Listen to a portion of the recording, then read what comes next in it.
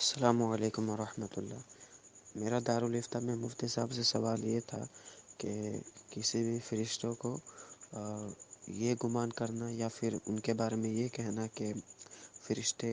اللہ پاک کے کسی کام کرنے سے بھول سکتے ہیں، یا پھر وہ کسی کام میں بھول جاتے ہیں، ہوتا یہ کرنے کے لیے تو یہ کر دیتے ہیں،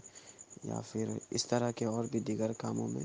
ان سے بھول چک ہو جاتی ہے، تو اس طرح سے کہنا کیسا، کیا کفر ہے؟ وعلیکم السلام ورحمۃ اللہ وبرکاتہ۔ اعلیٰ حضرت امام اہل سنت سے فتاوی رضویہ جلد نمبر 6 کے اندر ایک سوال ہوتا ہے کہ ایک عورت کے منہ سے یہ کلام نکلا کہ اللہ میاں کو خبر نہیں اور فرشتے آئے روح نکالنے کو۔ وہ کہتی ہے کہ میں نے اس سے مراد یہ لیا تھا کہ اللہ میاں نے حکم اور کی روح قبض کر دیا تھا، اور یہ اور کی روح قبض کرنے کو غلطی سے آ گئی، یہ مراد نہیں لیا تھا کہ معاذ اللہ اللہ میاں جاہل ہے۔ تو اب یہ عورت کہہ رہی ہے کہ میری مراد یہ تھی کہ اللہ نے جس کی روح قبض کرنے کا حکم دیا تھا یہ دوسرے کی روح قبض کرنے کے لیے آ گئی۔ تو فرمایا پھر اس عورت کے بارے میں شریعت کا کیا حکم ہے؟ تو اعلیٰ حضرت امام اہل سنت جواب میں ارشاد فرماتے ہیں کہ یہ لفظ بہرحال کلمہ کفر ہے، بلکہ صریح ہے کہ اس کے صاف معنی نفی علم ہے اور اس کا کفر خالص ہونا ظاہر، اور اس نے جو تعویل کی ہے کہ میری مراد یہ تھی، تو ان لفظوں سے کچھ علاقہ نہیں رکھتی ہے اس کی تعویل۔ وہ بھی یوں ہی بنے گی کہ جس کی روح قبض کرنے آئے اس کا علم تو تھا،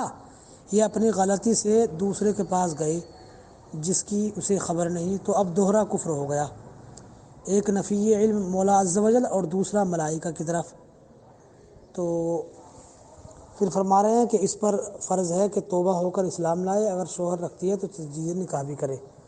تو اکثر دیہات میں کہتے ہیں کہ ایک نام کی دو بڑھیاں تھیں اور پہلے اس کی روح قبض کرنے کے لیے آ گئے اور نام سے جو ہے دھوکہ ہو گیا، پھر دوسرے کے پاس چلے گئے، اس کا انتقال ہو گیا، تو یہ جو ہے یہ کفر ہے،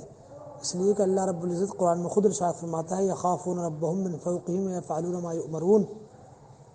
کہ وہ اپنے رب سے ڈرتے ہیں اور وہی کرتے ہیں جس کا انہیں حکم دیا گیا ہے۔ دوسری جگہ ارشاد فرماتا ہے لا یعصون اللہ ما امرهم ویفعلون ما یؤمرون،